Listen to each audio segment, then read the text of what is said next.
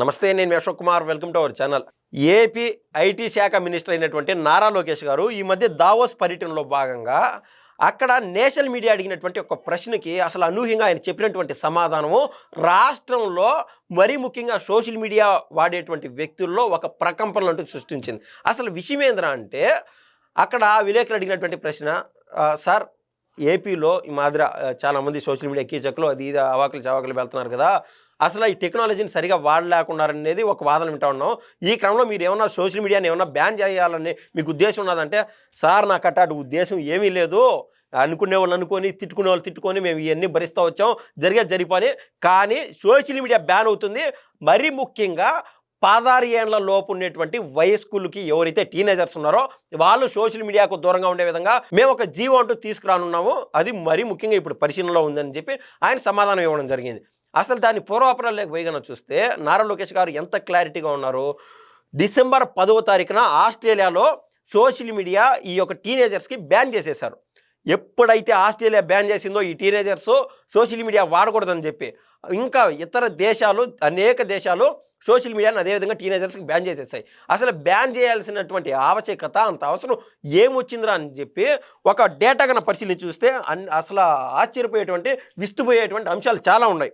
Matter ఏంది, తల్లిదండ్రులేమో ఉద్యోగ బాటలో ఉంటారు, పిల్లలు బడి బాటలో ఉంటారు. తిరుక్కొని సాయంత్రం 6 గంటలకు ఇంటికి వస్తానే ఎవరి ఫోన్లో వాళ్ళు ఉంటారు. పిల్లలేమో ఆ పబ్జీలు ఆడుకుంటానో రకరకాల గేమ్లు ఆడుకుంటా, తల్లిదండ్రులతో సంబంధాలు ఉండవు, అన్నం తినేటప్పుడు కూడా ఫోన్ పట్టుకొని వాడుతూ ఉంటారు.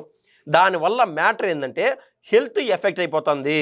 హెల్త్ ఏ రకంగా ఎఫెక్ట్ అవుతుంది, 25 ఏళ్ల లోపు ఉండేటువంటి ఎవరైనా సరే, అంటే టీనేజర్స్ దాటి మనం సహజంగా చెప్తున్నాము, నిర్ణయం తీసుకునేటువంటి శక్తి తక్కువగా ఉంటుంది. వాళ్ళకి ఫ్రీ ఫ్రాంటల్ కార్టెల్ అనేటువంటి రసాయనం ఏదైతే ఉంటుందో అది ఉత్పత్తి కాదనమాట. అంటే ఫ్రీగా నిర్ణయాలు తీసుకోలేరు. ఈలోపు సోషల్ మీడియా వాడేసి వాళ్ళు వీళ్ళు తిట్టినాటి చూసేసి, లేదా కొన్ని అశ్లీలమైనటువంటి ట్రోల్ అవుతూ ఉంటాయి, అవి చూసి వీళ్ళకు మైండ్ ఏ విధంగా ఓపెన్ అవుతుంది, వాళ్ళ స్వతహాగా నిర్ణయాలు తీసుకునేటువంటి శక్తి వాళ్ళు కోల్పోతారు. ఇంక రెండో point, no physical contact, only online contact. ఇంకా తల్లిదండ్రులతో కూడా వాళ్ళు ఒక గదిలో ఉంటారు, వీళ్ళు ఒక గదిలో ఉంటారు. తిన్నావా అంటే తిన్నామా, నేను పడుకున్నాలే నువ్వు పడుకో అని చెప్పి ఆ డోర్ వేసుకొని పడుకోవడం, ఈ రకంగా చాలా చోట్ల చూస్తూనే ఉన్నాం. ఇంకా 41% సోషల్ మీడియా యూసర్లకి హెల్త్ దారుణంగా అయిపోయినది, very poor health. 41% social media యూసర్స్కి. ఓన్లీ నేను టీనేజర్స్ గురించే చెప్పట్లేదు, సోషల్ మీడియా యూసర్స్ ఎవరైతే ఎప్పుడు నిరంతరం వాడుతూ ఉంటారో వాళ్ళకి హెల్త్ అంత అటర్ఫ్లాప్ అయిపోతుంది 41% మందికి. ఇంకా ఈ పిల్లలు ఎవరైతే ఉన్నారో టీనేజర్స్, వాళ్ళు సైబర్ బుల్లింగ్కి గురవుతున్నారు. ఏంటంటే 100 మంది టీనేజర్లు సోషల్ మీడియా కన్నా వాడుతూ ఉంటే, ఎఫ్బీలు కావచ్చు, యూట్యూబ్లు కావచ్చు, రకరకాల ఇన్స్టాగ్రామ్లో వాడుతూ ఉంటే వాళ్ళల్లో ఏకంగా 30% మంది పిల్లలు ఆన్లైన్లో వేధింపులు గురవుతున్నారన్నమాట. వీళ్ళు అది ఇది ఏదన్నా ఫోటోలు పెట్టడం, ఆ ఫోటోలు తీసుకొని మార్ఫింగ్ చేయడము, లేకుండా ఉంటే రకరకాల కాంటాక్ట్స్ వల్ల, ఆ చాటింగ్ల వల్ల ఆ పర్సనల్ డేటా ఎక్స్చేంజ్ అవ్వడం, నీచం అవ్వడము, వాళ్ళు ఇంట్లో చెప్పుకోలేక నరకయాతన అనుభవించి వాళ్ళు మానసికంగా సంఘర్షణ గురైపోయి ఆత్మహత్యలు కూడా చేసుకున్నారు.